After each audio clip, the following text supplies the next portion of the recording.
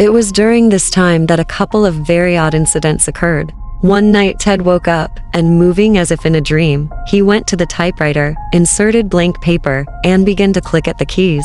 A story was clear and full in his mind, a story of a little boy, Kane, a voice told Ted chasing a rabbit in a field.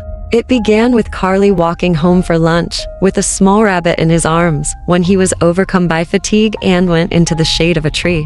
The second time this happened, Ted had even less memory of the event. He woke one morning and found an eternally typed piece of writing, several pages in length, lying beside his typewriter. He lived alone, so there was no O'Neills who could have typed them, but the words he read were completely unfamiliar.